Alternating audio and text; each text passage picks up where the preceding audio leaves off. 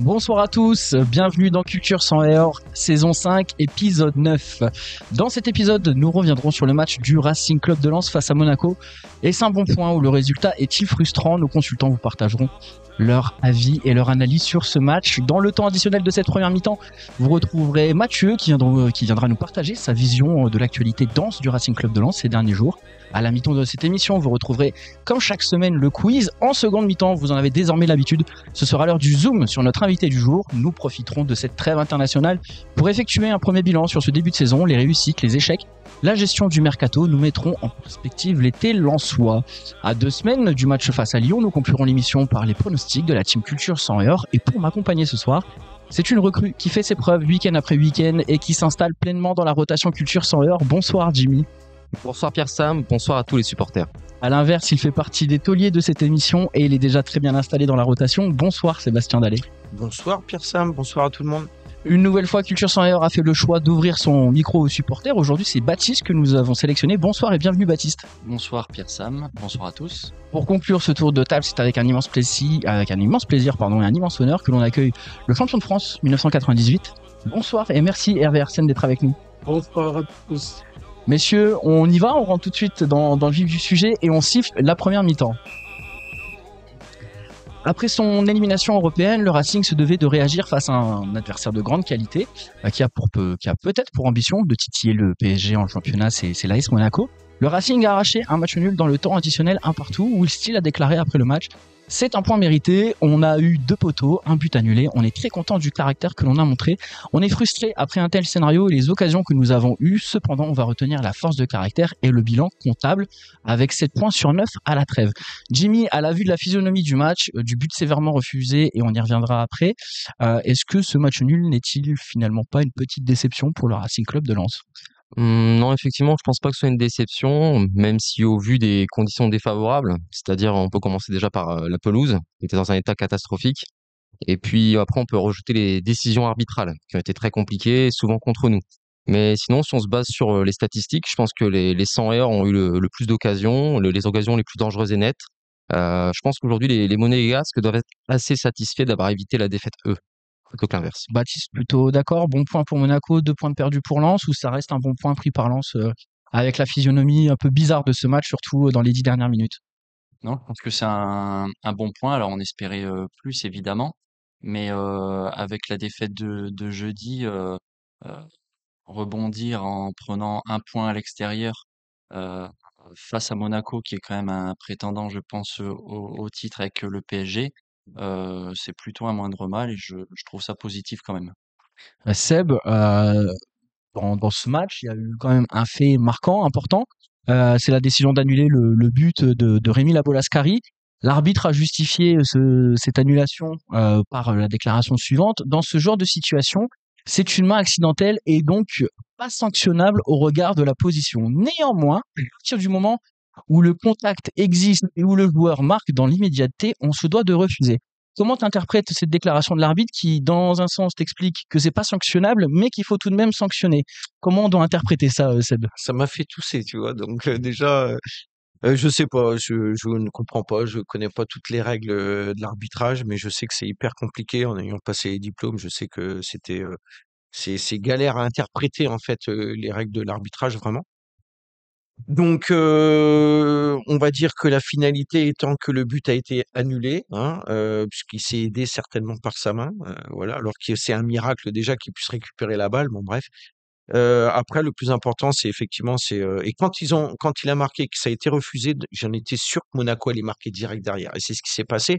Et on a eu effectivement tous, on le dit autour de cette table, on a eu le groupe a eu un caractère de dingue pour ne rien lâcher jusqu'au bout.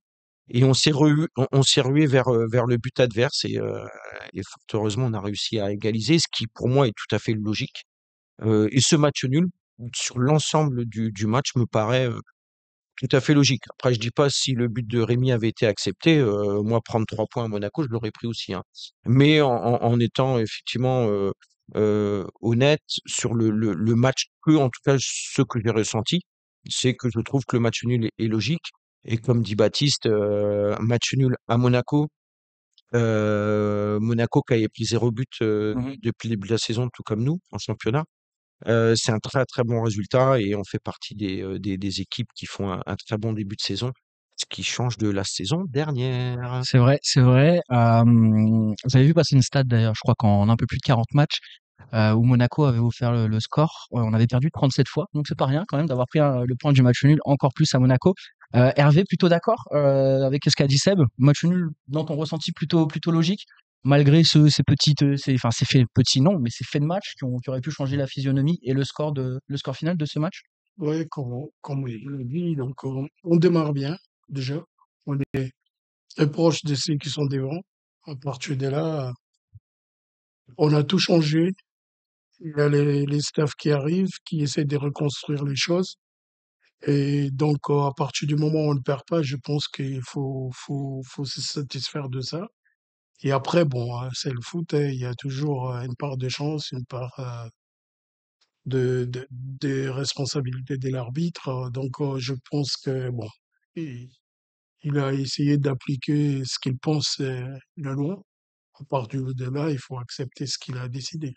C'est vrai, mais je pense qu'on a un peu trop tendance à accepter, puisque sur les derniers matchs face à Monaco, il y a eu quand même des situations litigieuses qui n'ont pas trop tourné dans notre sens. Messieurs, quand même quelques statistiques sur ce match. 1,02 expected goals pour Monaco, 2,29 pour le RC Lens, 61% de possession pour l'AS Monaco, 39 pour le RC Lens, 14 tirs au but, dont 3 cadrés pour l'AS Monaco, 12 et 4 cadrés pour le RC Lens. Les frappes sur les montants ne sont pas comptées comme des frappes cadrées.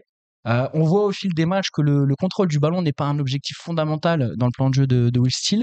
Cela ne nous empêche pas de nous procurer des occasions et même d'être sur ce match plus dangereux peut-être que notre adversaire. Cependant, le Racing fait quand même un peu face au même problème que l'an dernier, qui est son manque d'efficacité devant le but. Poteau et barre depuis le début de la saison de Ligue 1, un pénalty raté en Coupe d'Europe, des face-à-face manqués, je pense à celui de Sotoka aussi pendant la rencontre. Jimmy, comment tu justifies un peu ce manque d'efficacité devant le but? Ben, il y a une part de malchance, il y a une part de manque de justesse peut-être dans le dernier geste. Alors je dirais que toutes ces petites occasions, à un moment, ils vont se convertir. Parce que plus on a de possibilités de marquer et plus on est proche d'y être, plus il y a de chances de mettre le but tout simplement. Ça, c'est très mathématique. Mais aujourd'hui, je pense que c'est plus de maladresse, puis aussi un peu la baraka des clubs adverses qui ont eu une chance. On prend l'occasion contre Monaco, puis angle fermé, c'est fini. Il centre. Saïd la frappe. Elle a l'air simple comme ça, mais je pense qu'elle arrive plutôt vite en fait. Il met le pied en opposition, il essaie même pas de la frapper fort et elle tape sur la barre. Mais je pense que c'est plus de la maladresse et puis un peu de malchance aujourd'hui. Baptiste, plutôt d'accord avec ça. Maladresse, malchance. Est-ce qu'il peut y avoir aussi un manque de talent? Comment on peut justifier ça? Parce que la malchance, ça fait quand même un petit moment qu'on a des problèmes d'efficacité. On pense un peu à la fin de saison dernière. Ce début de saison, on a quand même eu beaucoup de buts en préparation, mais il y a quand même pas mal de déchets devant le but. Comment on justifie ces petits problèmes de finition en attaque? Non, je dirais pas un manque de talent, pas du tout. Je pense qu'il y a une part de malchance et c'est sûr voilà, sur les 2 derniers matchs, on est en difficulté, on manque d'efficacité. Maintenant, je pense que ça se travaille. Les situations, on se les crée et je pense que ça, c'est très positif. Si seulement on se les créait pas, mais là, c'est pas le cas. Donc je pense qu'il faut vraiment appuyer là-dessus et puis après, avec un peu plus de réussite et puis, du travail en séance, hein, de répétition, de travail, face au but, je pense que voilà, il y a pas à s'alarmer et l'efficacité reviendra. Hervé, toi, en tant qu'ancien joueur qui a connu les entraînements au quotidien, etc., est-ce que c'est quelque chose qu'on peut corriger à force de travail chaque jour, chaque semaine à l'entraînement avec le coach? Ces petits manques d'efficacité, c'est vraiment quelque chose qu'on peut améliorer sur le fil d'une saison? Moi, je pense que c'est là que le coach va intervenir parce que je suis sûr qu'ils vont analyser ce qui s'est passé et à partir de là, ils vont apporter une remédiation par rapport à tout ça. Mais ça demande d'être fait à l'entraînement parce que il y a beaucoup de paramètres qu'il faut prendre en compte dans ce domaine-là parce qu'il y a la vitesse d'exécution, il y a la vitesse des décisions, il y a l'adversaire qui est là, qui te pousse à faire les choses vite. À partir de là, donc à force de répéter ça à l'entraînement, on va prendre l'habitude de faire vite, de décider vite, d'être adroit, même malgré la présence de l'adversaire. Donc là, une grosse part de participation des joueurs, mais les coachs ils vont surtout, je suis sûr qu'ils vont remédier ça. Bon, on espère que Will Steele et que son staff trouveront les solutions, les mots pour améliorer l'efficacité de nos attaquants devant le but. Alors il y a certes un peu de frustration comparé au scénario, certaines décisions dans le match, à certaines occasions ratées, mais il y a aussi eu des satisfactions, notamment au milieu de terrain avec un Thomasson qui prend de plus en plus ses marques, un Andy Diouf dont on sent le potentiel, on disait encore il y a quelques jours dans cette émission même, qu'on en attendait plus et il fait un très bon match face au Pana, il fait quand même un bon match face à Monaco, mais aussi un joueur un peu surprise avec la rentrée d'Ogé Diran, auteur d'une magnifique rentrée. On n'oublie pas aussi le retour de Nel El Ainaoui qui viendra renforcer ce milieu. Seb, face à une équipe de Monaco plutôt fournie dans ce secteur du jeu, qu'est-ce que tu as pensé de la performance de notre milieu de terrain justement face à un des plus gros milieux de terrain du championnat? Alors, je vais essayer de faire concis, mais si je peux me permettre, je reviendrai sur ta question d'avant, parce que étant Oui, mais je t'en prie. attaquant, Oui, c'est vrai, c'est j'ai vrai. quelques réponses quand même à apporter. C'est vrai. Et je voudrais juste quand même revenir sur ce match. On parle d'un manque d'efficacité. Et alors moi, je dirais pas de malchance, mais de réussite. Que quand tu prends la frappe de Thomasson, elle est juste exceptionnelle. Sauf que le manque de réussite fait que le poteau, il te la renvoie. Ça revient dans ses pieds malgré tout. Il met une bombe, effectivement, comme disait Jimmy à Saïd. Jimmy parlait aussi de l'état de la pelouse. Ça sert à rien qu'on en reparle, enfin, en tout cas. Mais le rebond aussi est bizarre. Donc, c'est hyper compliqué. Malgré tout, il arrive quand même à cadrer, même si la barre ne compte pas. Mais bon, voilà. Donc, cette situation. Sotoka, moi, j'aimerais en parler de son tête-à-tête. Sotoka, il se retourne 2 fois pour savoir où est-ce qu'il peut mettre la balle. Parce que Sotoka, il a loupé son penalty jeudi. Donc, il est fiévreux devant le but. S'il pouvait avoir eu un coéquipier qui l'avait accompagné, qui aurait pu délivrer une passe D, il l'aurait fait. Et là, en fait, il regarde une première fois, il regarde une deuxième fois, c'est trop tard, le gardien, il est déjà trop près. Le geste aurait été de piquer la balle au-dessus. Là, forcément, le gardien était déjà bien couché et il l'a mis au sol. Donc c'est un problème, ça, de confiance. Et comme disait VV tout à l'heure, pour un attaquant, mais comme pour tous les joueurs, quelle que soit leur position et leur décision qu'ils doivent prendre sur le terrain, leur poste, c'est le travail. Le travail, le travail. Et la confiance, après, à un moment donné, t'es attaquant, tu répètes les gestes, tu répètes, tu répètes, tu répètes. Et puis, voilà, tu auras peut-être un manque de réussite pendant 2, 3 matchs, mais à force de répéter, de toute façon, à un moment donné, ça rentrera. Voilà. Il y a que le travail qui paie, si je peux me permettre. Donc, pour en revenir Vraiment, après à ta question, et j'ai dit que j'allais faire concis, mais là, donc je vais reprendre très, très court. Le milieu de terrain, oui, bah, on parle de Thomasson depuis le début. Moi, je me suis déjà exprimé ici en disant qu'effectivement, Thomasson, c'est un joueur que j'adore et que je suis content de le revoir titulaire. Puisque sous l'ère francaise, la deuxième partie de saison, il l'avait mis au placard. Mhm. Mais moi, je trouve que c'est un joueur, à chaque fois que tu fais appel à lui, il est exemplaire. Il me fait penser un peu à VV de l'époque, parce que le mec, c'est un marathonien. VV, on en reparlera tout à l'heure, mais le mec, il court de tous les côtés, il est présent. Très, très belle, effectivement, très belle rentrée d'Odjiran. Roger Diran, ouais. Odjiran, Bon, je pardon. pense qu'on va vite s'habituer à son nom. Et ouais, ouais, non, mais carrément. Et puis Diouf qui a fait un gros travail défensif aussi. Voilà. Donc non, rien à dire sur le milieu. On a été présent. On a été dominé puisque tu parlais de la possession de Monaco. Donc on n'avait pas la possession. Monaco se sont créés pas mal de situations Mhm. très intéressantes. Et en revanche, nous, on a procédé plus en contre, en attaque rapide, en transition. Et là, on a été effectivement très dangereux. On s'est peut-être procuré les meilleures occasions du match. Voilà. Mais donc, non, très satisfait du milieu. Jimmy, d'accord avec Seb quand il dit qu'on a été dominé. Est-ce que tu penses que c'est pas forcément aussi la volonté de laisser le ballon à Monaco pour justement exploiter les contres et jouer très vite en transition? Ce que veut un peu imprimer Will Steele, ce jeu très direct vers l'avant. Est-ce que tu penses qu'il n'y avait pas aussi une part de tactique à pas trop prendre la balle et à justement essayer de les piquer en contre le plus rapidement possible? Là-dessus, un petit peu sceptique. Je dirais aujourd'hui que Will Steele a un petit peu changé son fusil d'épaule. On se rappelle sur une début de prépa où il allait chercher très haut. Mm. Mais face à Monaco, il a pas osé. Alors, est-ce qu'il a pas osé parce que il a peur justement ou il sentait pas les coups d'aller les chercher? Je ne sais, on sait pas forcément. Je suis pas sûr que c'est sa volonté. Je dirais aussi que c'est la maîtrise technique quand même de Monaco sur certaines situations. On voit qu'à certains moments, quand il combine à 2 ou à 3, ça va très très vite. Et puis aujourd'hui, on peut se rendre compte sur le dernier match que l'équipe de Will Steele, aujourd'hui, il y a des petites différences un peu par rapport à celle de S qui sont un petit peu affirmées sur ce match-là. C'est que parfois on use un petit peu du jeu long. avec des projections de joueurs. C'est-à-dire, à un moment, on voit Thomasson, il plonge, et puis on envoie au-dessus. Et on se rend compte, en faisant ça, prendre cette profondeur-là avec un joueur du milieu de terrain, ça amène un peu d'incertitude chez l'adversaire.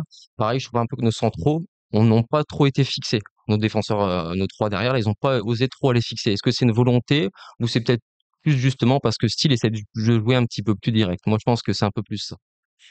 Je te fais une petite remarque. Est-ce que tu penserais pas que Will Steele, en 3 jours, il a appris de sa défaite au Pana? Il y a peut-être de ça Ah, c'est aussi, possible, parce ouais. qu'on Ah, c'est on possible, ouais. prend deux Ah, contre effectivement, assassins qui l'ont c'est peut-être une aussi, possibilité, ouais. oui, Clairement. calmé, C'est calmé ses possible. ardeurs. D'ailleurs, est-ce que tu penses que, comme le disait Seb, le Baptiste, est-ce que les deux contre assassins qu'on prend au Pana 3 jours avant ont un peu calmé les ardeurs de Will Steele sur le fait d'aller chercher très haut les ballons contre une équipe de Monaco qui a de la qualité, face à un Balogun, certes, qui n'est pas non plus dans la forme de sa vie, mais qui est un joueur rapide, physique. Est-ce que on n'a pas été, je dirais pas frileux, c'est pas le mot, mais un peu plus modéré dans notre façon d'aller presser et de monter le bloc. Non, je suis entièrement d'accord. Quand on voit contre le Pana où ben voilà, on se fait déséquilibrer, on cherche à attaquer, c'est bien, mais derrière, c'est vrai que notamment le deuxième but, on se retrouve en 2 contre 1 et puis derrière on le paie. Mais bon, après ça c'est autre chose, c'est la coupe. Mais contre Monaco, ça aurait été, je pense, une erreur de vouloir refaire la même chose avec des attaquants qui vont à 3000 à Monaco. Je pense qu'il a voulu un peu aussi se rassurer. euh, et je suis entièrement d'accord avec ce que Sébastien disait, ouais. Et Jimmy. Hervé, donc on parlait du milieu de terrain. Il y a eu cette entrée de Ojediran à 20-25 minutes de la fin, il me semble, qui a changé pas mal de choses. Passeur décisif sur le but refusé de Rémi Lavolascari. Il déclenche le penalty sur sa frappe qui vient heurter la main du défenseur monégasque, que j'ai plus le nom en tête. Zakaria. C'est Zakaria, Je pense, donc ouais. du milieu de terrain Ouais, plutôt. c'est ça. Donc c'est Denis Zakaria. Qu'est-ce que tu as pensé de son entrée, premier match en Ligue 1, première entrée en Ligue 1, un joueur qui vient de Debrecen, qui nous a coûté 1,5 million d'euros. Est-ce que est-ce que c'est pas un bon coup à la Lensoise comme on a pu en voir ces dernières années?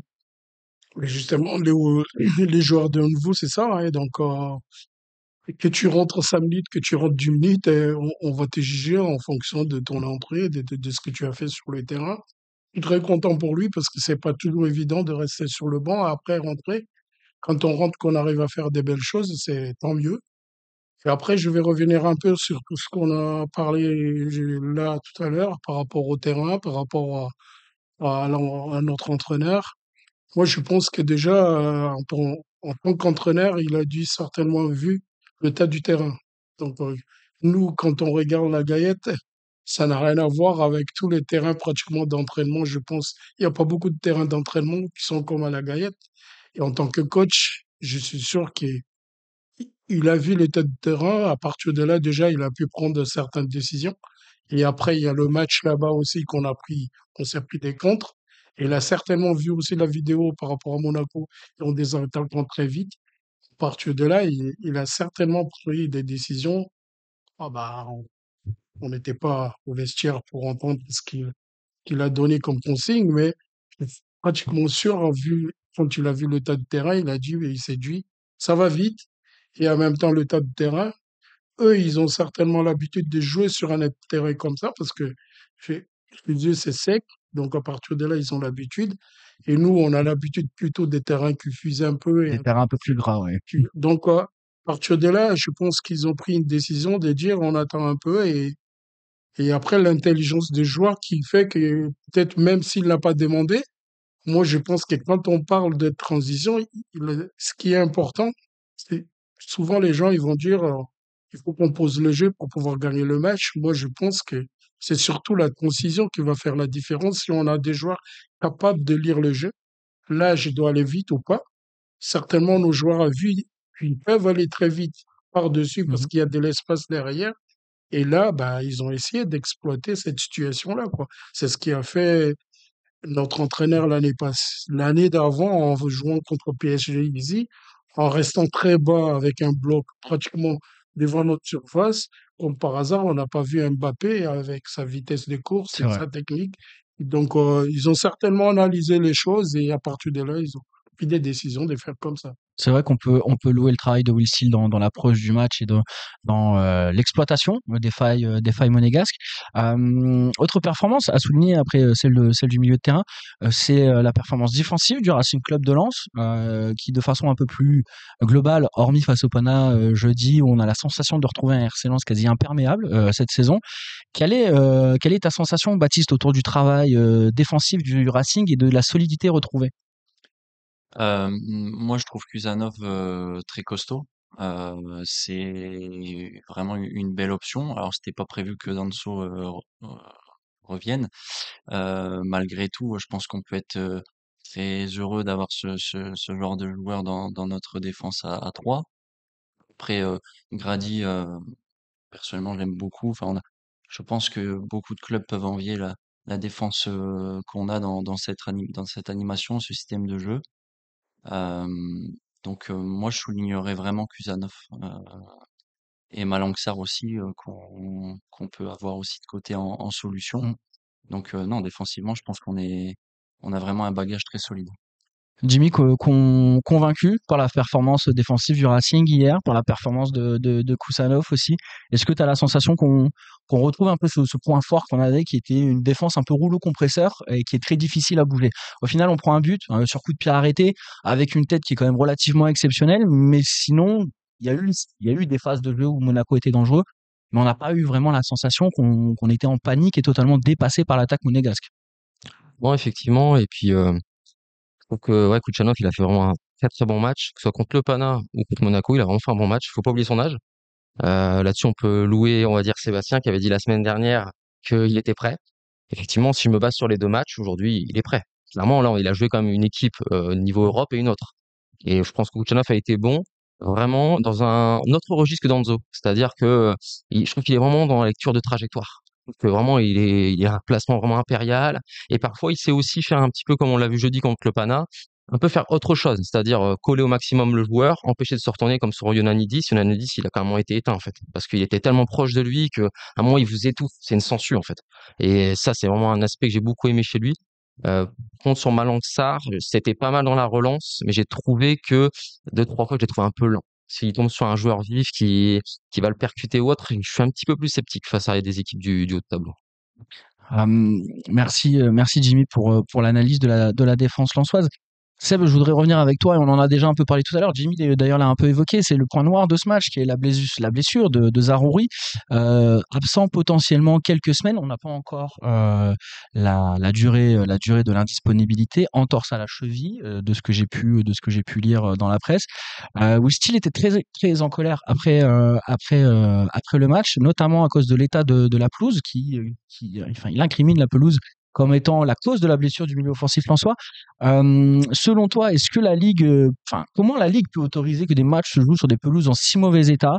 Je suis désolé de le dire, mais elle était carrément dégueulasse, la pelouse. Qu'est-ce qu'on pourrait mettre en place? Qu'est-ce qu'il faut faire? Sanctionner les clubs financièrement?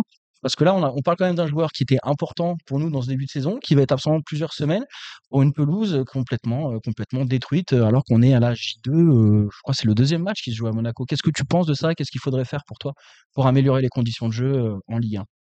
Bah, Monaco a déjà trouvé la solution parce qu'aujourd'hui, il change la C'est pelouse. vrai. Donc voilà, sauf que nous, on est tombé au mauvais moment, en fait. Il a changé le lendemain.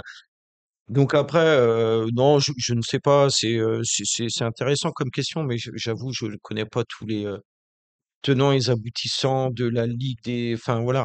Ce qui est important, c'est qu'aujourd'hui, on veut vendre. Ça va en fait avec tous les problèmes qu'on voit depuis le début de la saison, avec DAZN qui est arrivé, avec les droits télé qu'on a du mal à. Voilà. On veut vendre la Ligue 1 et en fait, en même temps, tu as des stades Monaco, s'il te plaît, qui vont jouer la Ligue des Champions. Mmh. C'est ça. Ils vont bien jouer la Ligue C'est des ça, Champions, c'est tu ça. vois. Mmh. Donc, et tu Monaco, la Ligue des Champions, qui vont changer leur pelouse. Alors maintenant, ils font des miracles dans les pelouses, ça prend en 2 semaines. Mais bon, voilà, il est évident que, alors pour en revenir à la blessure de Zaroury, il y a quand même une faute du Monégasque qui lui prend son pied quand même. Oui. Voilà. Et alors peut-être qu'à cause de l'état de la pelouse, son pied n'a pas pu se décoller, il est resté. Et voilà. Alors moi, si tu me dis que c'est la cheville, moi j'ai rien lu en fait, je ne sais pas exactement. Mais si tu me dis que c'est la cheville, je suis rassuré parce que moi j'ai eu l'impression qu'il se tenait le genou. Donc j'ai eu plus de crainte. Oh non, si, c'est sûr que c'est le Houyi, ça me va. C'est ce que En j'ai termes de Houyi, on en a tous eu, voilà, donc il y a pas de souci. Au pire des cas, vu comme il est reparti, en marchant tranquillement, c'est, voilà, l'entorse elle va être guérie en 10 jours, voilà, c'est pas bien grave et puis tu fais 5 jours de réathlétisation derrière et ça va mieux. Donc je suis pas inquiet si c'est ça. J'espère que ce sera pas le genou en revanche. On verra ça. De ce que j'ai vu, c'est la cheville, mais ça reste à confirmer et on n'a toujours pas, comme je le disais tout à l'heure, la durée d'indisponibilité pour Zaroury. On va passer aux notes tout de suite, messieurs. Je vous ai pris chacun un petit joueur à noter. Baptiste, on commence par toi. Quelle note pour l'entrée de Diran sur ce match? Euh, hum, je mettrais 8. Moi, j'ai beaucoup apprécié. Je trouve qu'il y a un bon volume de jeu, il y a une bonne vision de jeu sur le but de Lascari. C'est lui à la récup qui trouve le jeu dans l'intervalle. Voilà, sur le penalty, c'est lui qui amène vraiment une situation dangereuse. Il prend sa chance et derrière, bon, ça touche la main. Donc, je trouve que c'est une entrée vraiment qui a apporté à l'équipe. Et à partir de là, ouais, 8 facilement, ouais. J'ai beaucoup aimé. Hervé, pour toi, j'ai pris un autre entrant dans ce match, David Pereira da Costa qui a remplacé Zaroury à la 40e minute. Quelle note tu lui mettrais sur ce match à David Pereira da Costa? C'est c'est très difficile parce que quand tu rentres comme ça, c'est pas toujours évident donc est-ce qu'il a fait de bonnes choses? Est-ce qu'il a fait des passes? Est-ce qu'il a été décisif? Non. Donc, à partir de là, on va mettre 6. 6, un 6 plutôt. C'est les encouragements, c'est pour le pousser un peu à faire mieux sur les prochaines rencontres. Et en tout cas, c'est ce qu'on lui souhaite. Sébastien, quelle note pour Florian Sotoka?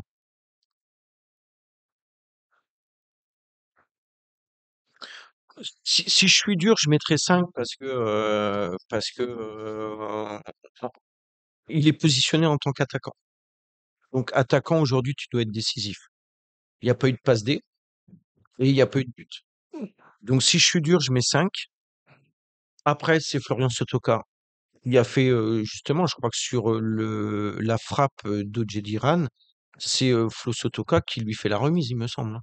Et Il, sur les deux il me poteaux, c'est semble, lui hein. aussi, sur les deux Voilà. poteaux, Décale. Donc, qui décale. donc il a été entre guillemets, enfin dans les bons coups, il a toujours Oui, été là. Après, bien sûr, on pense à ce tête-à-tête, mais comme je l'ai expliqué tout à l'heure, le tête-à-tête, je pense que manque de confiance totale et voilà, il a pris une décision trop tard. Donc, je vais mettre un 6 d'encouragement parce que c'est Flo Sotoka et on sait que c'est l'âme aussi de l'équipe, c'est le mec qui lâche rien, qui est hyper important, qui est juste techniquement pour jouer avec les autres. Donc, il est important. Et puis, j'espère que voilà, le travail va payer parce que c'est un mec qui bosse, c'est un mec qui perd pas la confiance comme ça. Donc, voilà, 3 jours avant, ce penalty, je pense qu'il l'a vraiment mauvaise parce qu'il se dit que peut-être à cause de lui, entre guillemets, le club ne s'est pas qualifié. Donc voilà, donc je pense que malgré tout, le coach l'a mis titulaire hier et c'est une bonne chose. Voilà, il a failli, enfin voilà, il a délivré quelques passes dont une qui a fini par un penalty. Donc voilà, un 6 d'encouragement. un bon 6 pour Flo du coup. Jimmy, quelle note pour Kodir Kusanov sur ce match? Bon, il m'a quand même bien régalé. J'ai bien aimé son match, franchement. Donc je vais lui mettre 8. Quand on regarde son âge, il joue jeudi contre le Pana, là contre Monaco. Il y avait des interrogations sur une semaine. Je pense qu'il a levé certains doutes. Il était bon, comme je disais, sur l'anticipation, tout ce qui va être sur le placement.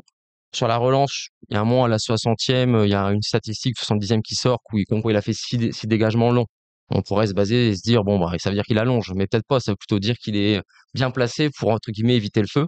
Donc non, clairement j'ai beaucoup apprécié. Donc ouais 8. Clairement c'est très très encourageant et c'est une très bonne option pour la suite. C'est vrai que moi aussi j'aime beaucoup son côté hargneux, ses petits coups d'épaule constamment. C'est un joueur qui me plaît beaucoup également. On va refaire un tour de table, messieurs. Cette fois-ci, les cartons rouges ou les cartons verts pour vous sur ce match. Jimmy, allez, on reprend par toi. Carton vert ou carton rouge sur ce match? Carton rouge, état pathétique du terrain. Vraiment, je pense que pour les gens qui regardaient le match à la télévision, à un moment, même sur les cours, pas que sur les ballons qui roulent, hein, sur les courses, on voit, il y avait je sais pas si c'est du sable ou autre, on voit que ça remontait vraiment, c'était Les pas, dégagements de sang ouais, aussi. c'est vraiment pas quelque chose de visuellement intéressant. C'est pas ça qui va permettre, en tout cas, à Dyson de monter son nombre d'abonnés, ça c'est sûr. Ouais, donc c'est vrai que ça faisait un peu beach soccer par moment. Seb, carton rouge ou carton vert sur ce Carton match? vert pour la lance d'incendie sur les supporters lensois tellement ils avaient chaud.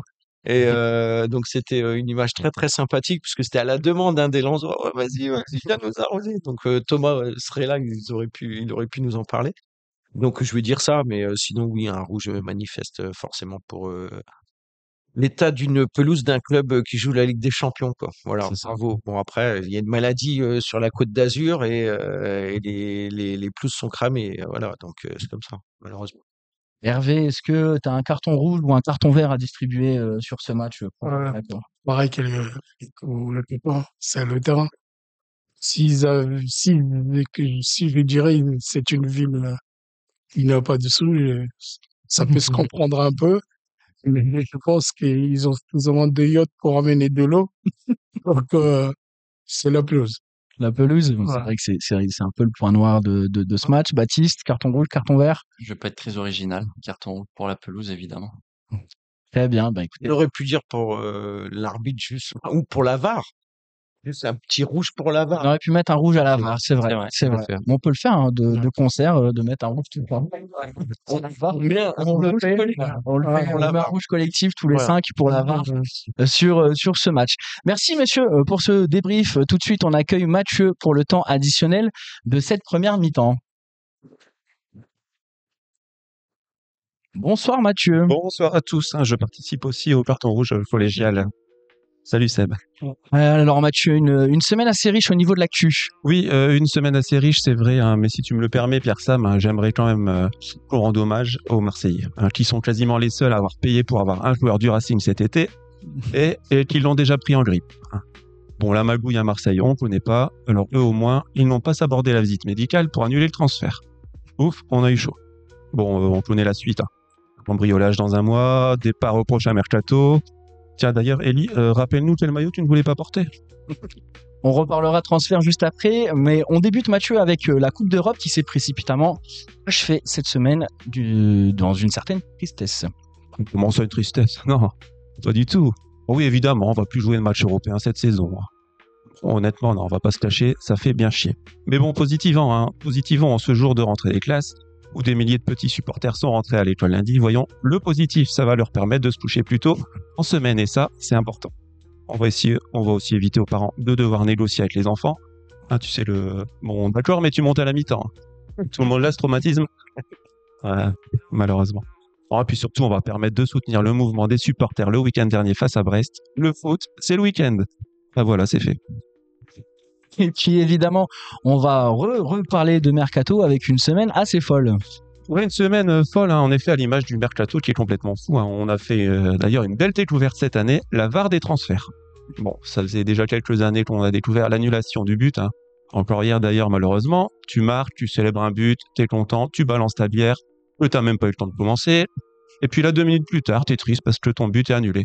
Et que en plus, t'as paumé 4 €. Bon, maintenant, nouveauté, t'as la VAR du transfert. Alors t'es triste parce qu'un joueur est transféré, Kevin Danso.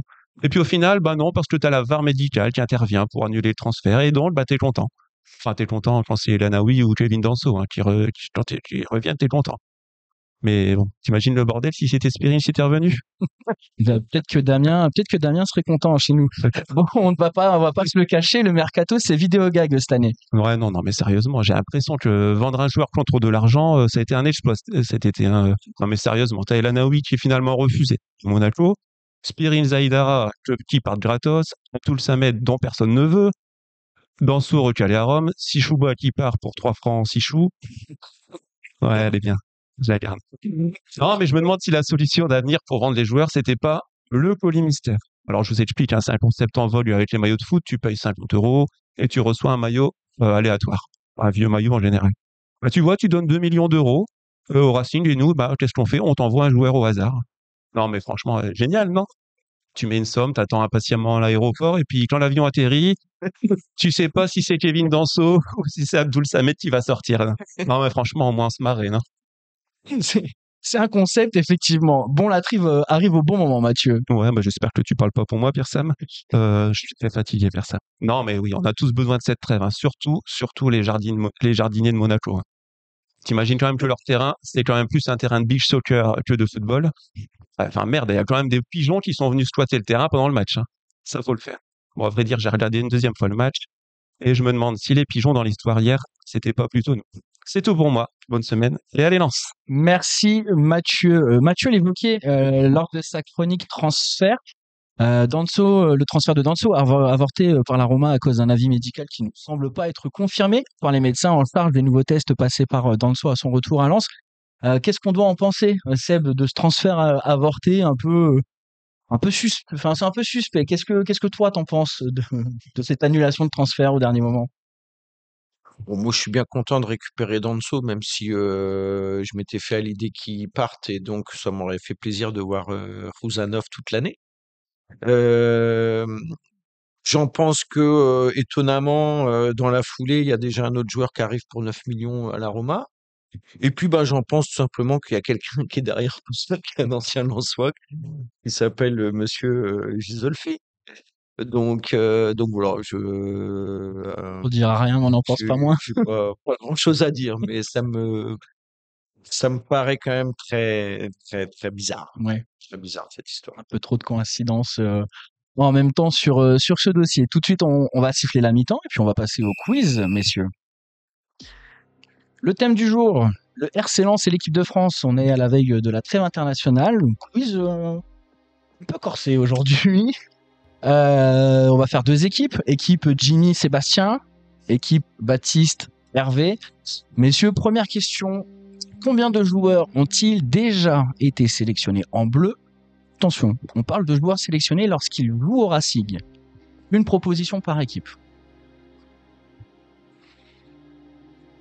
Combien de joueurs du RC Lens ont-ils déjà été sélectionnés en bleu dans toute l'histoire du RC Lens? Oula. Ouais. Et ils sont sélectionnés Puis quand après, ils faut jouent au Racing. Attention, messieurs, je vais vous demander une proposition. Combien à ma gauche? Attends. Allez, vite, vite, vite. 3, Attends. 2. L'équipe de France. Ah. Ouais. sortir les noms. Non, faut juste me donner un nombre. Ah, un Non, un nombre. Allez, messieurs, vite, une proposition. Combien à ma droite? Combien? 12. 12, messieurs. Vite, il me faut une proposition. Hervé Baptiste. Madagascar, ça 500. marche pas. Ouais, j'irais vite. Et non, c'était dans toute l'histoire 25 joueurs qui ont déjà porté les couleurs du maillot bleu. Et attention, c'était bien être appelé en équipe de France quand on est joueur Oui. du À Lens, RC Lens. ouais. Voilà. 25. 25 dans Ouais. l'histoire. Ouais. C'est bien. C'est pas mal du tout. Pas mal. Deuxième question, Tony Vérel, qui a connu 8 sélections sous le maillot bleu, a été sélectionné pour la première fois le 19 août 1998. Contre quelle équipe a-t-il joué sa première sélection, messieurs? Hervé, c'est pour toi. Alors, Antoine, hein. alors, J'ai balance. Ouais, on va essayer, hein. Angleterre. L'Angleterre, non, c'est pas ça. Proposition pour vous au hasard. Ça commence par un A aussi, petit indice. Oh là. Allemagne. C'était l'Autriche. Pour l'équipe. Ah, La Suisse et ouais. Sébastien. Choisissez pas. L'indice, ouais. Troisième question. Quel joueur lensois passé par Lens cumule le plus de sélections en équipe de France? passer par Lens ou. Quel Yannick. joueur lensois ou passé par Lens? Donc, c'est-à-dire qu'il n'a pas fait toutes ses sélections en équipe de France en étant joueur lensois. Ouais, je pense. Mais il a déjà été sélectionné quand il était joueur de Lens. Quel est le joueur qui a le plus de sélections? Didier Six. Bien joué, bonne réponse, c'est Didier Six, exactement. 52 sélections bien joué. au total en équipe de France. Ouais. Et 11 sélections sous maillot bleu quand il jouait au RC Lens. Un partout dans ce quiz, messieurs.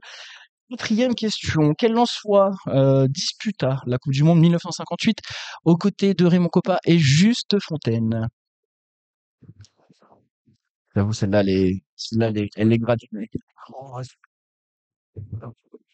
On parle d'un joueur qui a été sélectionné 33 fois en équipe de France. C'est 33 D'origine polonaise. d'origine polonaise. Ces 33 sélections ont lieu quand il jouait à Lens. Siniaski. C'est ça, tout à fait. Mm. Marian Wisniewski. Voilà. Ouais, on y était presque sur. On n'est pas très bon en accent polonais, Voilà. mais c'est ça. Donc ça fait un point supplémentaire pour l'équipe. Jimmy Sébastien, donc 33 sélections, 33 fois titulaire, et c'est un total de 12 buts, dont 2 buts lors de la Coupe du Monde 1958 aux côtés de Raymond Kopa et de Juste Fontaine. Messieurs, dernière question.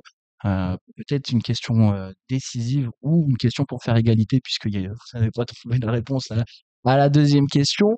Vrai ou faux, Brice Samba est le seul joueur de l'histoire du RC Lens à être sélectionné au poste de gardien de but en équipe de France? Question de rapidité. C'est vrai. C'est vrai. Bonne réponse. Bonne réponse. 2 points pour l'équipe Baptiste Hervé. On va finir ce quiz sur un match nul. Et le Brice Samba Il est n'y a le... pas une question. Non, j'ai pas de questions. T'as pas J'ai prévu. pas prévu. Moi, je m'attendais à ce que vous soyez bon et que vous répondiez à toutes les Euh, questions. Mais oui, effectivement, Brice Samba est le seul joueur du RC Lens qui a été sélectionné au poste de gardien en équipe Ouais, parce que Gus, de il a France. jamais été sélectionné, quoi. C'est juste un scandale. Messieurs, merci pour ce quiz. Vous avez quand même été très bon. C'était C'est pas mal, parfait, c'était pas mal du tout. Et tout de suite, on siffle la deuxième mi-temps. C'est l'heure du zoom sur notre invité. Vous en avez désormais l'habitude. Rebonsoir Hervé Hersen. Et une nouvelle fois, merci de nous accompagner ce soir. Alors, pour les jeunes qui regardent l'émission ce soir, tu as joué RC Lens entre 87 et 89, puis entre 91 et 98. Vainqueur du premier format de la Coupe de la Ligue qu'on appelait Coupe d'équipe face à Montpellier en 1994 et champion de France en 1998. J'ai pu voir ton parcours, Hervé, pardon, qui est assez atypique comparé à ce qui peut se faire aujourd'hui. T'étais un joueur de l'US Saint-André de la Réunion et t'as signé directement après au Racing Club de Lens.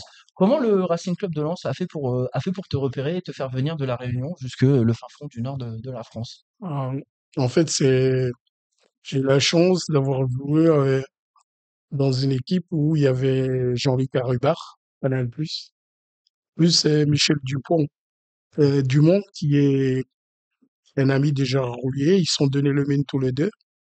Donc, le fait d'avoir lui comme entraîneur et jouer avec Jean-Luc a fait qu'à un moment donné, les deux, ils disent, ben, tu peux jouer en Europe. Mais seulement, je ne croyais pas parce que il y avait tellement d'écart. On était en DH. Et là, c'est L1. Ils disent, ben, on va contacter le club en L1 pour que vous puissiez y aller. Et donc, Jean-Luc, et comme il connaît Wenger et quelques entraîneurs, et Michel, il connaît Gérard Houllier. Donc, ils ont appelé le club, en fait, pour que je puisse venir faire un essai. Donc, c'est là que, à un moment donné, donc, tous les clubs ont répondu. Gérard Houllier à Paris a dit oui, on se réunit, on va faire le nécessaire. Arsène Wenger était OK aussi. Et donc, en fait, eux, ils ont mis longtemps pour prendre la décision. Et à un moment donné, bon, j'avais mon entraîneur qui est quelqu'un qui est toujours virulent, il appelle Romain Gurudis, en se disant, ben, j'ai un joueur ici, comme Alain Giresse, il pourrait vous intéresser. Et Gurudis rigole, bah, comment Alain Giresse, et en plus, il l'a payé tard dans la nuit. Et donc, à un moment donné, en force de discuter, mon coach lui dit, ben, je paye le billet, et s'il est bon, vous me remboursez, s'il n'est pas bon, vous payez rien. Et ça a démarré comme ça, en fait. Donc là, Rudy a dit oui, allez, envoie-le. Et j'étais arrivé comme ça. Donc, Et après, tu fais tes essais, tes prix, et en fait, j'étais arrivé, j'ai même pas fait d'essai, en fait. tout de suite, J'étais au centre de formation là-bas. Il y a l'UPLI qui m'avait venu me chercher à l'aéroport là-bas à Orly. J'arrive au centre. J'arrive dimanche, lundi matin, à Riceau avec Christophe Gardier. À 3, on était parti à l'Euro-Lagrange. À midi, il m'appelle, c'est OK. Ça s'est passé comme ça.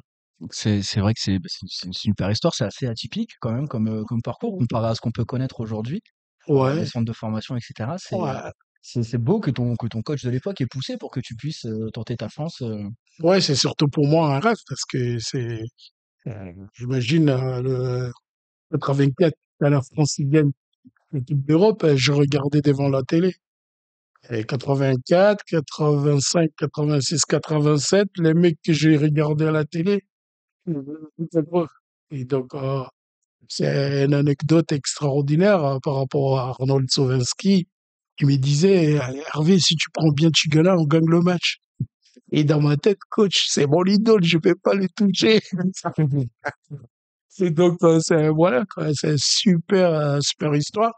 Je regarde à la Réunion le COP, mais t'es un gamin jeune, quoi, j'avais 20 ans. Tu te dis, ben, si je peux jouer devant des gens comme ça, imagine 2 années après, je joue devant le COP. Donc, voilà, quoi. T'as joué plus de 250 matchs avec le RC Lens. T'as connu la deuxième division, t'as connu la D2 là, à Ouais, l'époque, la D1 aussi à l'époque. ouais. T'as connu l'Europe, 2 titres. Donc on disait la Coupe d'été 94, le titre de champion de France en 98. Si t'avais un moment marquant durant ta carrière à Lens, ce serait lequel? Un souvenir marquant, un match, une performance ou Euh, qu'est-ce que tu voudrais ressortir de ton expérience en positif? je pense qu'il y a 3 matchs, à peu près. Parce que quand t'arrives, en fait, Arguridis, en tant que directeur sportif, veut s'assurer que je peux jouer en A1. Et qu'est-ce qu'il fait? Il fait venir l'équipe de Bordeaux avec Aimé Jacquet comme entraîneur qui a joué contre la Juve en Coupe d'Europe. Et au match amical 14 juillet 87 à Bollard. J'ai fait un match extraordinaire. Et en fait, les gens ne savent pas, quand j'étais arrivé, je joue pas défenseur, pas en 6. Je joue en 10, 8, 7, 11, mais je joue pas derrière. Et là, j'ai fait un match extraordinaire déjà. Il y a aussi les tournois, à Lille, les tournois de Villeneuve d'Ascq. On a joué contre la Duc Supuit avec un autre club allemand. Et là, j'ai fait un super match aussi. Donc, en fait, c'est, ouais, 4 matchs à peu près parce que moi, j'ai aimé quand on a joué ici en 98 et le match que j'ai fait contre Auxerre. C'est le premier match qui, à mon avis, qui déclenche tout. On a quelques titulaires qui n'étaient pas sur le terrain. Le coach a fait venir des jeunes, dont Bach, euh, comme arrière gauche et tout. Jean-Guy n'était pas là et ainsi de suite.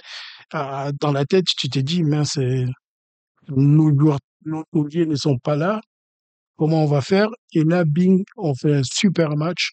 Et moi, je pense que je fais un de mes meilleurs matchs cette saison-là avec le match de Monaco parce que bon, je frappe, c'est dévié, ça rentre dedans. Si je frappe vers le corner, évidemment, même s'il est dévié, il va pas dans le but. Donc à partir de là, je pense que c'est ces matchs-là. Il y a Bordeaux, il y a le tournoi Villeneuve d'Ascq, il y a l'Auxerre et Monaco l'année du titre. Donc voilà. Et à l'inverse, est-ce que tu as un souvenir qui est un peu plus douloureux dans ton passage au Racing Club de Lens? Bah, douloureux, pas vraiment, parce que j'aime pas trop dire sortir du match. En fait, je prends un carton, deuxième carton peut-être, ouais. Je sors parce qu'on joue contre un Nantes et le mec qui me fait une passe au-dessus et je vais être lobé. Quand j'étais le dernier, j'ai mis la main, quoi.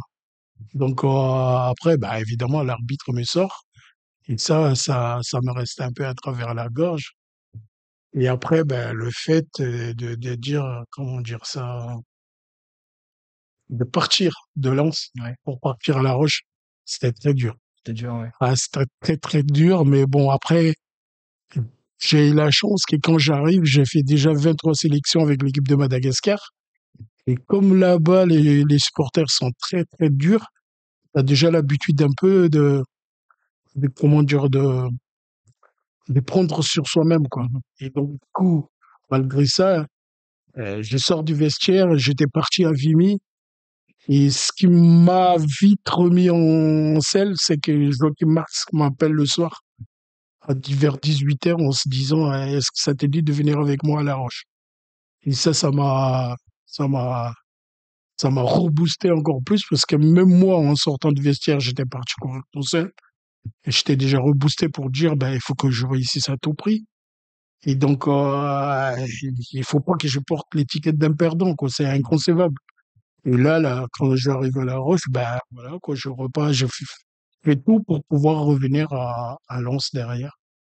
Et voilà, T'as quoi. réussi au final, tu viendras pour une paire d'années. Ouais, j'ai réussi, derrière, j'ai fait encore 7 ans, oui. Mais, comment dire, c'est comme ça parce que moi, j'avais quand même, à l'époque, j'avais quand même Bordeaux, Nantes, Le Mans, Lens. Mais Lens, je connais.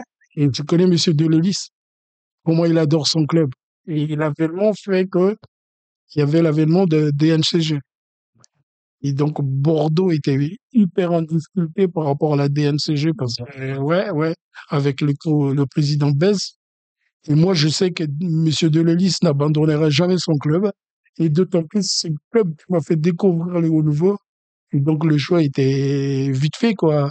Les gens ne savent pas, mais j'ai signé à Noël Godot avec Monsieur Play, papier blanc.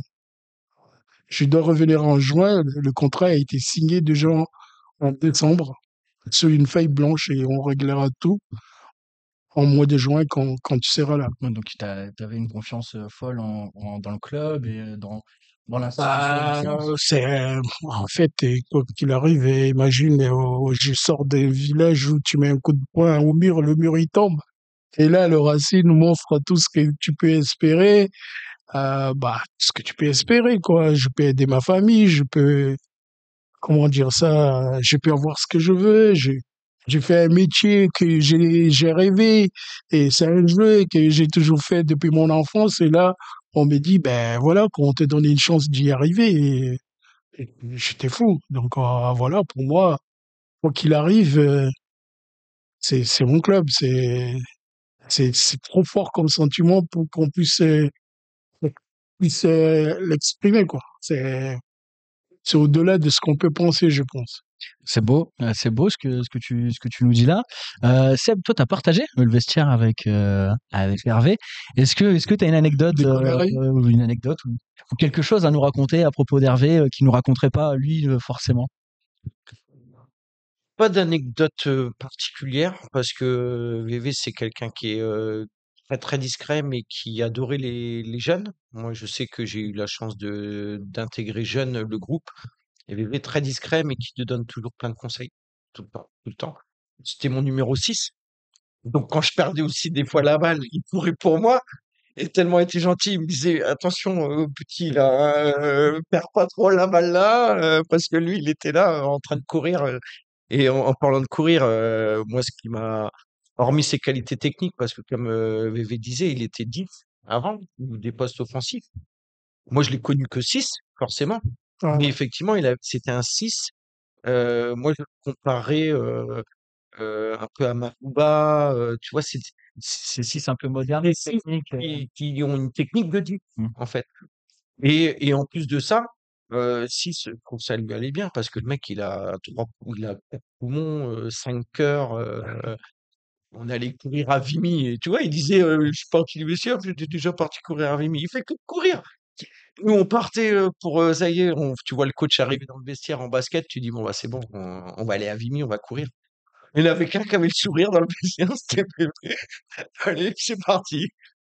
Et même limite, faut l'arrêter. Non, c'est bon, on arrête. Non, non, mais et puis après, si j'ai bien aimé son coup de fourchette avec le riz à l'hôtel.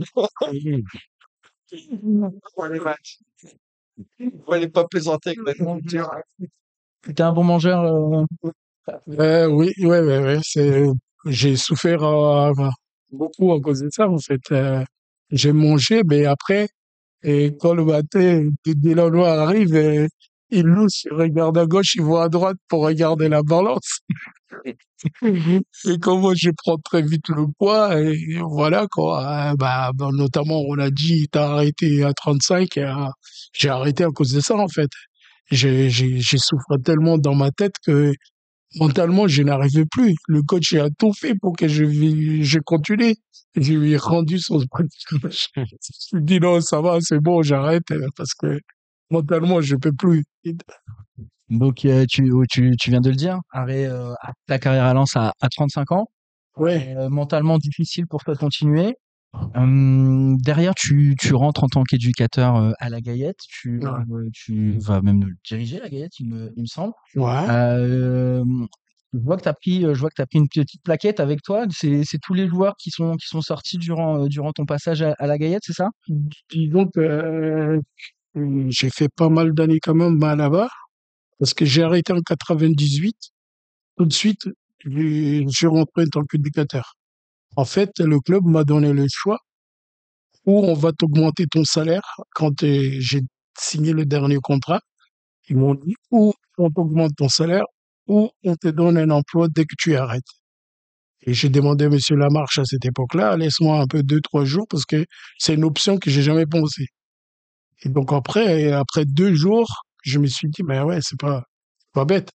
Si j'arrête, je serai pas obligé d'aller chercher du travail. Même si je gagne moins en tant que joueur, à la rigueur, je suis dans un club que j'aime, il n'y a pas de problème. Donc c'était parti comme ça. En 98, je rentre comme éducateur au club, et voilà. De 98, j'étais éducateur là jusqu'en 2018. Donc, 20. ouais, 20 ans plus les 9 années en tant que joueur. Donc, j'ai fait 29 années au club. Donc, dont je suis très, très fier. Et maintenant, quand on parle de la direction du centre, c'est que ça, même mes éducateurs ne savaient pas. Parce que moi, j'aime bien respecter la hiérarchie. J'étais arrivé souvent, les éducateurs qui étaient à ma place, ils prennent les choses eux-mêmes, ils décident de faire comme ils veulent. Et moi, je partais du principe qu'il y a un président, il y a un directeur sportif, il y a l'entraîneur de l'équipe première, et après, ça arrive à moi. Et donc, si c'est à refaire, peut-être que j'aurais pas fait maintenant. Donc, bref, l'histoire, j'arrive comme ça. Dans un premier temps, c'était Camboré. Camboré m'a dit, mais ben, le centre ne m'intéresse pas. Si tu veux discuter, va voir mes adjoints, mais moi, je suis là pour l'équipe première, pour la réussite de l'équipe première. Donc voilà. Casanova arrive, et lui, il me dit, Hervé fait comme si je vais toujours rester dans le club. Donc, à partir de là, je veux que tous les clubs tout le club joue de la même manière, d'en bas jusqu'en haut avec moi. Et là, il me donne cette directive. Il ne veut pas qu'on relance long, il faut repartir tout le temps avec les défenseurs de derrière. Il veut qu'on fasse de pressing à la perte du ballon. Et quand on récupère le ballon, de trouver immédiatement la verticalité. Et quand on va rencontrer une équipe qui a eu le temps de se replacer, donc on fixe des côtés pour aller jouer dans le côté affaibli de l'équipe adverse. Donc ces consignes-là, il n'y a que moi qui l'a reçu en fait. Et les autres ne savaient pas. Et donc moi, quand j'arrive après en tant que directeur du centre, lui il dit, quand mon équipe ne s'entraîne pas ou ne joue pas, même les 12 ans, je vais venir voir pour voir si tout ce qui a été demandé a été mis en place. Et donc moi, après, j'ai mis en place tout ça par rapport à l'entraînement, évidemment. J'ai pris, parce que le mardi, on s'entraîne tous ensemble. Et du coup, moi, mardi, c'est à moi. Et donc, les autres ne savaient pas, mais c'est moi qui ai installé tous les terrains.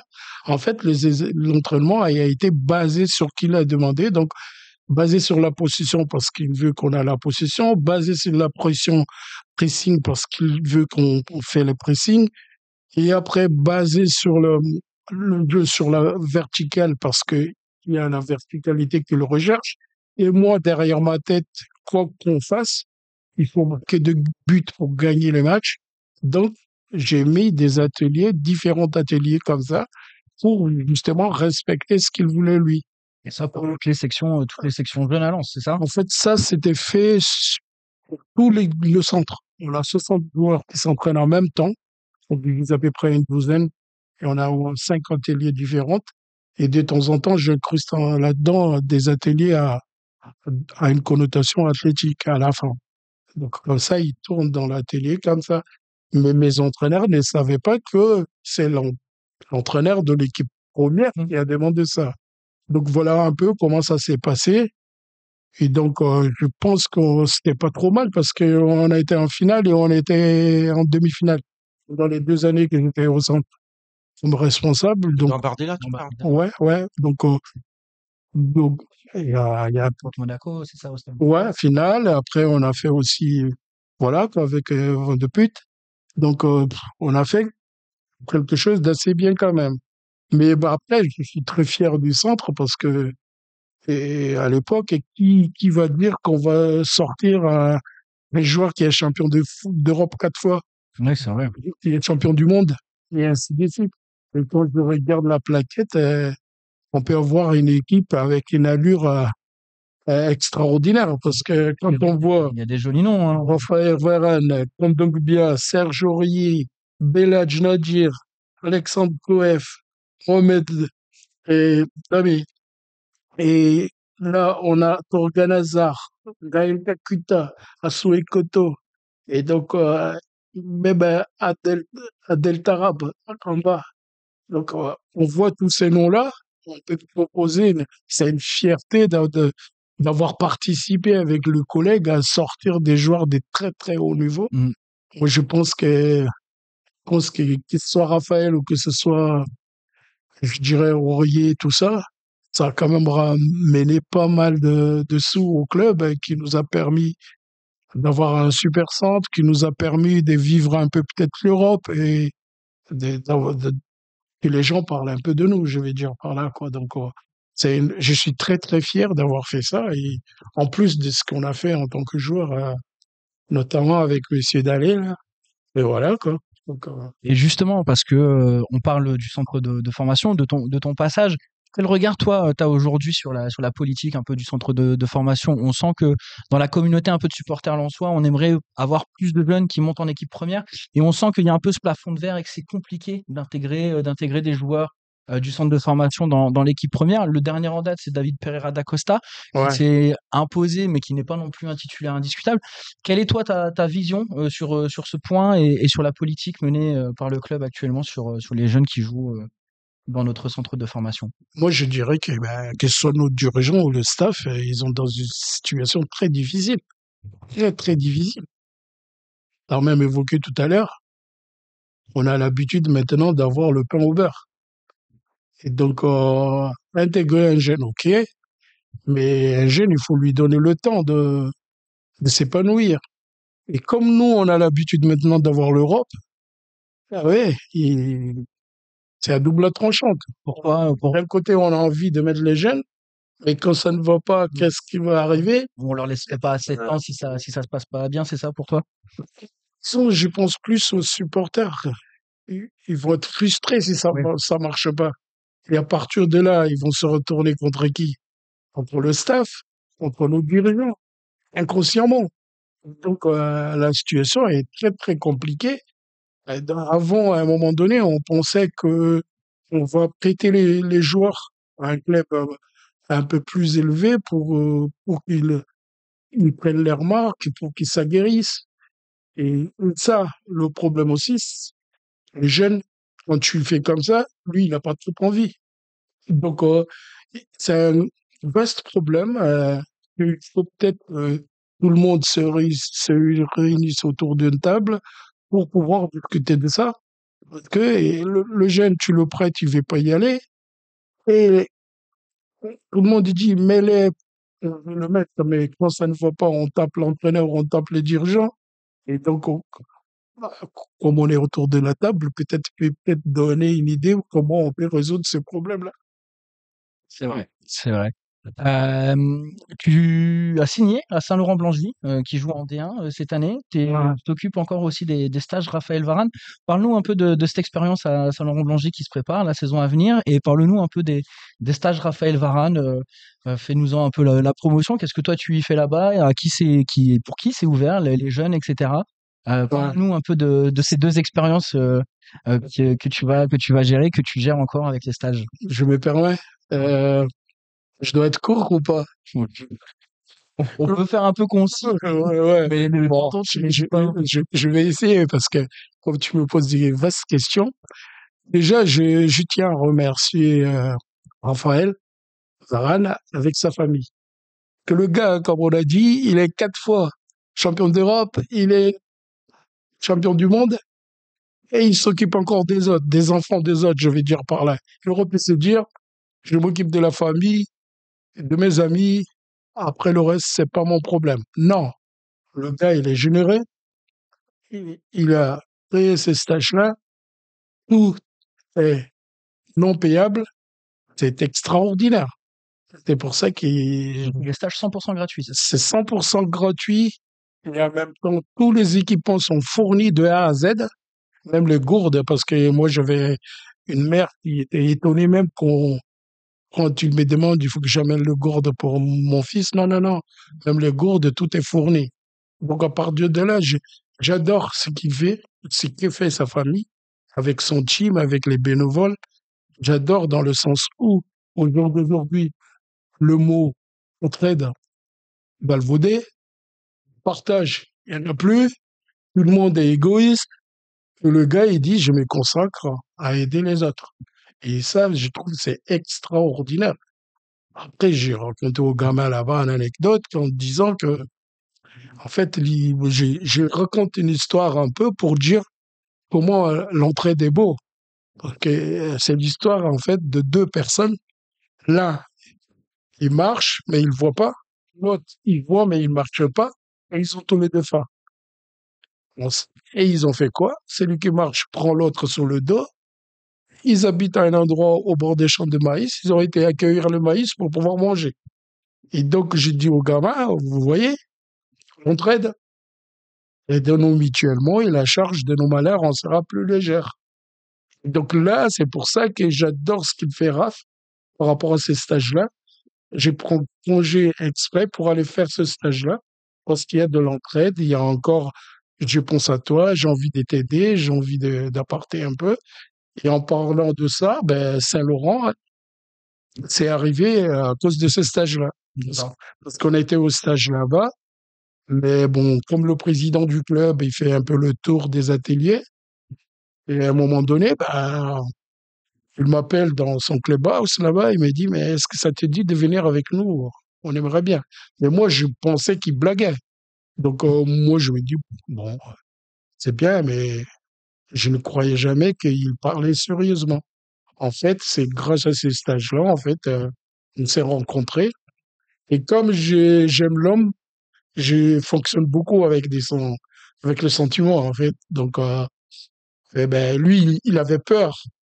Quand il me demande les diplômes, c'est qu'il commence à dire, je vais te payer par rapport à ton diplôme. Mais après, il y a, il y a son directeur sportif qui lui tac, tac, tac. Et il demande d'abord quels sont les diplômes qu'il a. Là, tu risques d'être surpris. Et donc, après, en fait, il savait pas que j'avais les diplômes, hein, notamment celui d'être directeur des centres de formation des Alain. Donc, et si tu veux payer ça, ça se paye autrement, hein, entre guillemets, entre nous. Mais bon, hein, la blague, c'était ça, quoi. Je paye par rapport à ton diplôme, et un autre, il dit, mais attention, s'il va te montrer le diplôme, tu vas te calmer. Voilà, quoi. C'est une anecdote, ouais. Voilà. Bah écoute, on te souhaite le meilleur avec Saint-Laurent-Blangy et puis on te souhaite le meilleur également pour les stages Varane et puis on lui souhaite à Raphaël de continuer ses stages, notamment pour l'entraide et l'aspect gratuit qui permet aux gamins de Ouais, jouer au football, de se rassembler dans des super conditions visiblement. ouais. Donc on encourage bien évidemment ce genre d'action. Messieurs, on a encore quelques minutes pour faire rapidement un premier bilan de ce début de ce début de saison pardon du Racing Club de Lens. On est le 2 septembre. L'ère Dréossi, le cas Wistil a commencé fin du mois de mai. Comment vous trouvez un peu la gestion du club durant cet été? Si on parle du mercato, on a un groupe d'un peu moins de 30 joueurs professionnels. Le RC Lens a vendu pour un peu plus de 31 millions sur ce mercato et a dépensé presque 19 millions d'euros. On est loin des 100 millions de ventes souhaitées par le club. Jimmy, selon toi, cette intersaison, que ce soit sur le plan sportif ou économique, est-ce que ça a été bien géré? Pour moi, oui, quand même. Je dirais que, bah, déjà, sur le plan sportif, on n'a perdu qu'un seul match officiel. Un match, effectivement, qui avait énormément d'enjeux, qui nous tenait à cœur, que ce soit les joueurs, le staff, les 100 et or, les supporters. Et finalement, bon, ça a pris notre issue. Mais faut pas oublier que le match, on a failli le gagner. C'est pas passé très loin, un manque de réussite un peu, et puis des vents contraires. Donc, sur le plan sportif, je pense que il y avait cette transition avec Francaise. Il y avait une certaine peur, au niveau d'un jeune entraîneur qui aujourd'hui est audacieux. Et comme on dit, la chance sourit aux audacieux. Donc aujourd'hui, je pense qu'on fait un bon démarrage par rapport à l'an dernier déjà. Donc sur le plan sportif, je trouve que c'est pas mal. Sur le plan, on va dire, plus organisationnel général, il y avait eu un peu cette doléance de certains supporters et aussi globale d'intégrer des joueurs de la Gaillette. Bon, on est un peu en bonne voie. On peut pas dire que c'est ce qu'on attendait le mieux. On attend un peu plus. Mais aujourd'hui, il y a aussi ce qu'a dit Hervé tout à l'heure, cette problématique d'aller chercher l'Europe et en même temps de pouvoir intégrer. Mais bon, il y a quand même Laszlo Laskari qui, je pense, est en train de gratter parce que sur le match contre Monaco, par exemple, il rentre et Enzo la rentre pas. Donc finalement, il a une longueur d'avance qu'on s'attendait pas. Donc ça, c'est quand même un sacré avantage. Après, sur l'aspect économique, ben, je pense qu'il y a des paramètres aujourd'hui, ces aspects, on va dire, de visite médicale. On était dans le vrai. Si on met le transfert de Neil et puis le transfert de Kevin Danso, on était dans le vrai. Après, il y a ce paramètre-là qui est pas, on va dire maîtrisable, je pense. Même s'il y a des gens, on voit en externe, pardon, qui parfois peuvent critiquer un petit peu cette gestion-là, mais je pense qu'on n'était pas très loin de la vérité. Donc, je pense que globalement, on va dans le bon sens et je pense que moi, je suis plutôt satisfait sur tous les aspects, on va dire économiques, on va dire économiques, sportifs, globalement. Baptiste plutôt d'accord. Jimmy enfin d'être dans le vrai avec les ventes potentielles de Neil et de Kevin Danso. On est très heureux qu'il reste chez nous sur le plan sportif, mais est-ce que tu penses que ça peut pas déséquilibrer le club dans les prochains mois sur le plan financier? On était quand même sur un besoin d'argent rapide, c'est ce qui était annoncé par Joseph Ongourlian fin du mois de mai. On se rend compte qu'on est loin des objectifs fixés. Est-ce que tu penses pas qu'il peut y avoir un déséquilibre qui peut nous être préjudiciable très rapidement? Je suis d'accord avec Jimmy, il y a des paramètres qu'on maîtrise pas. Le départ annoncé de Ney et puis de Kevin Danso aussi, qui ne se font pas. Euh, Là, j'ai un peu peur de l'effectif en termes de quantité, euh, qui pour moi est un peu trop étoffé. Alors là, on parle aussi de Fulgini, je crois qu'il serait sur le départ peut-être. Toujours sur le marché, en tout cas, pour le marché turc. Sur le marché. C'est un peu la crainte que j'ai moi. Après, est-ce que ça a bien été géré? Moi, je trouve oui. Encore une fois, des paramètres qu'on maîtrise pas et des joueurs qui devaient partir. Les joueurs qui arrivent, on a parlé du nouveau numéro 10 tout à l'heure, prometteur. On parlait aussi de Oje Diran, qui pour moi est pareil prometteur. Il y en a qu'on va voir au fur et à mesure du temps. Mais puis moi, personnellement, plutôt satisfait de ce qu'ont fait les cas et puis Malotti.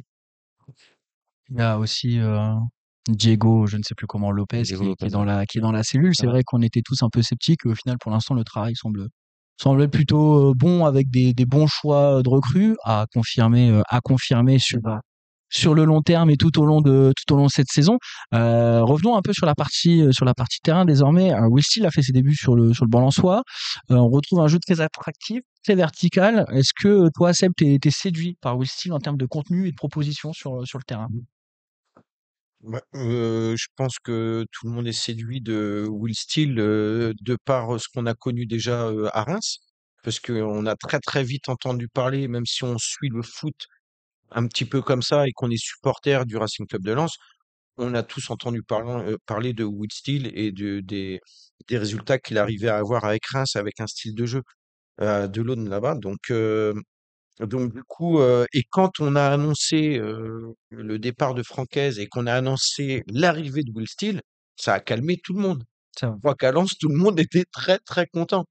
Donc du coup, ce qui se passe pour le moment, c'est dans la continuité, donc pas de surprise. Tant mieux, il s'est très bien adapté. Il a eu des déclarations fortes aussi en disant que s'il y a bien un club en France qui voulait entraîner avant de partir en Angleterre ou autre part, c'était bien le Racing Club de Lens. Donc ça, c'est aussi important. Ça a été dit même avant qu'il signe à Lens. Donc voilà, donc c'est quand même hyper important. Et puis voilà, cette jeunesse. Aujourd'hui, les entraîneurs, les joueurs, c'est plus comme avant, hein. On n'a plus des joueurs comme Hervé qui est là et qui a été joueur pendant cumulé 9 ans et puis 20 ans au centre de formation. C'est rare maintenant. Mhm. Donc c'est la vie. Et on est très très content d'avoir, en tout cas pour ma part, et je pense qu'elle est partagée par beaucoup de personnes, très content d'avoir Will Steele, que ça se passe très bien dans le groupe.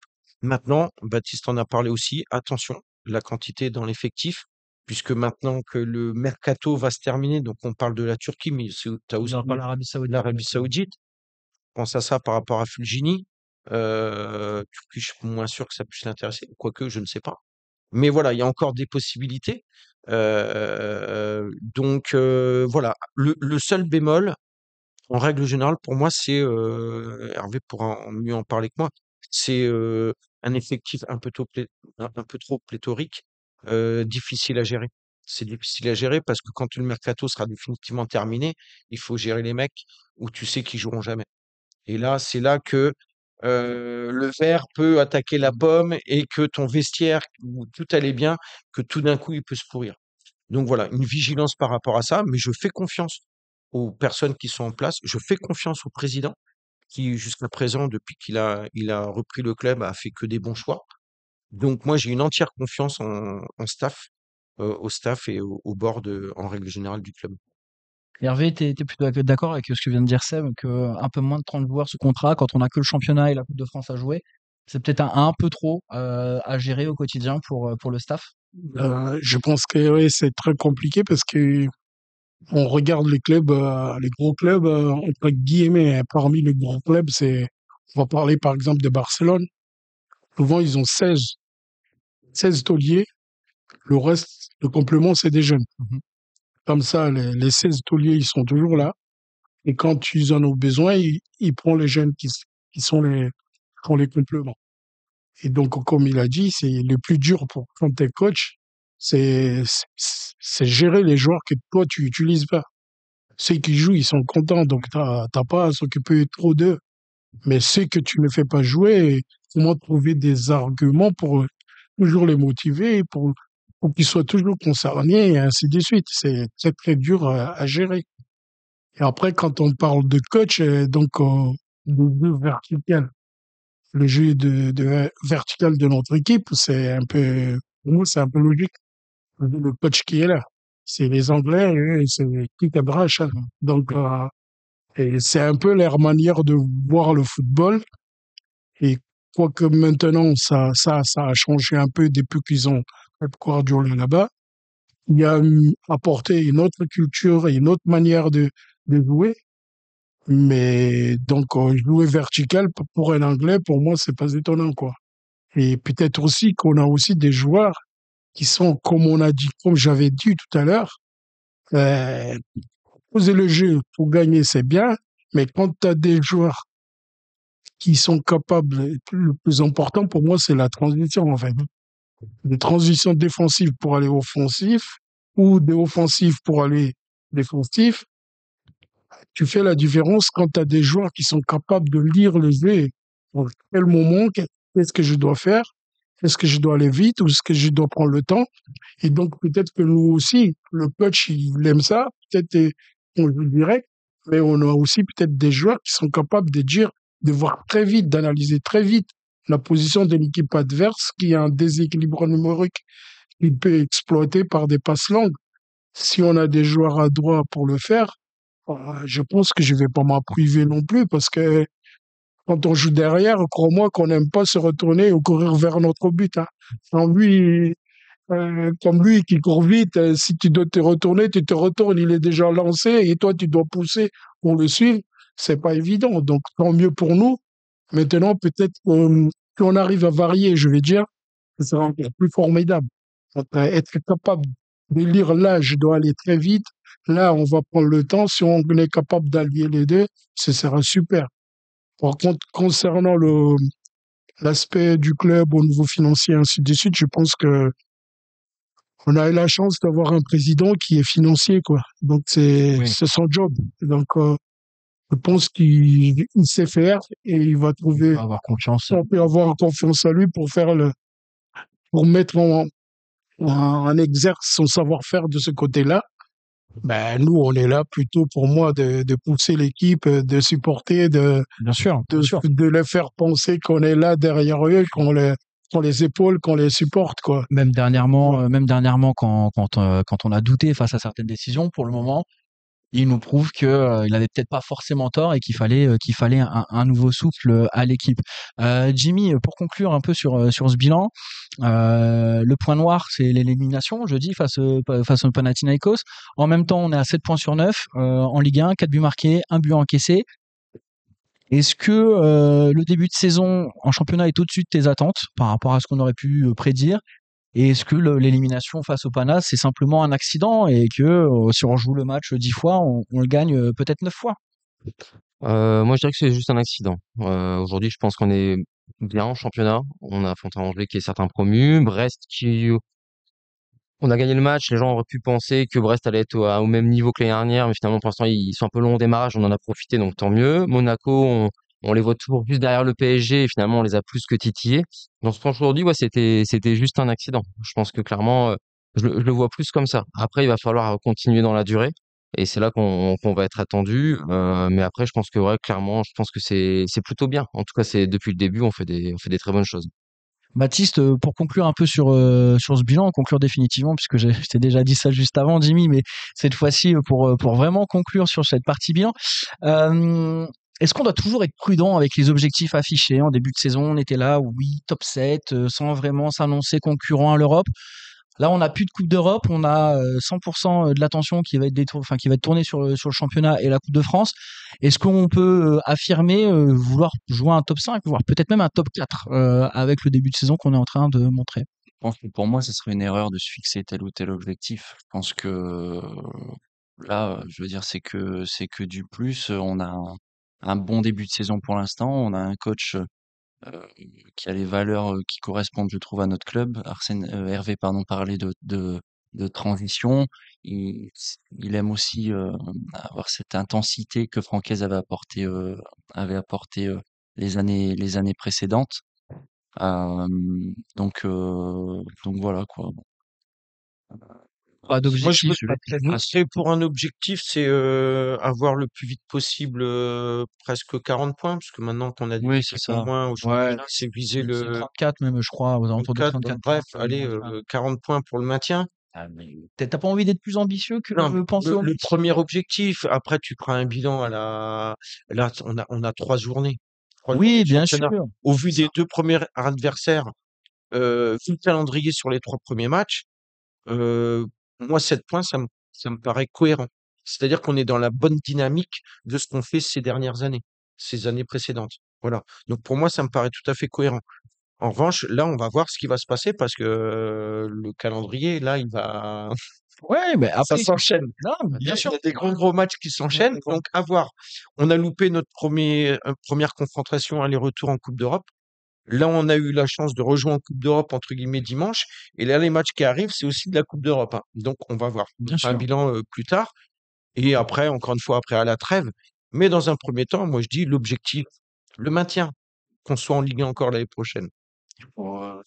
Très bien, très bien. Non, mais je pense, ça c'est mon avis perso. Il faut qu'on se montre quand même assez ambitieux. Ouais, mais D'ailleurs, t'es jeune, ah oui, t'es mais plein de on fougue. a faim, nous, on a faim. Plein de t'as rien connu. D'ailleurs, messieurs, on va passer tout de suite au prono et puis je vous remercie pour ce premier. On va pas parler de bilan, on va parler de points de passage sur cette saison.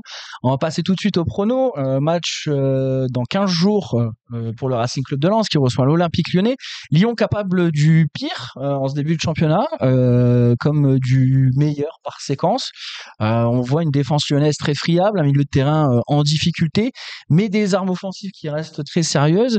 Quel prono pour ce match face à Lyon dans 15 jours, Sébastien? Aucune idée. C'est dans 15 jours. Non, mais c'est vrai. Donne-nous un prono quand même. Ne se prononce pas, tu votes blanc? Non, non, ouais, c'est dans 15 jours. Il va se passer encore plein de choses.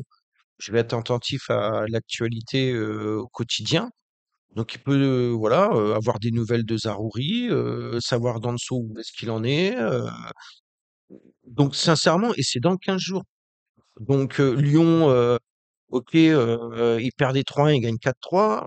Donc il peut tout arriver. Je crois que l'année dernière on avait fait 3-3, non? C'est pas ça? On les gagne 3-2 à domicile 3-2. et on les bat 3-0 chez eux. Voilà. Donc souvent il y a des buts. Donc ça va être, quoi qu'il arrive, je peux pas te dire un pronostic tout de suite maintenant. Je te le dirai, dans 10 jours. Mais c'est un match, 1er abord comme ça, c'est un match, sans trop y avoir réfléchi, c'est un match où tout peut arriver. Voilà. C'est clair et net. Tout peut arriver à ce match-là. Jimmy, est-ce que tu vas te mouiller un peu plus et tu vas me donner un prono? Ouais, si, je vais me mouiller un peu plus. Moi, je vois bien une victoire du RCL 2-1. Dans le sens où j'ai vu Lyon jouer contre Monaco. Bon, il y a une semaine de décalage, certes.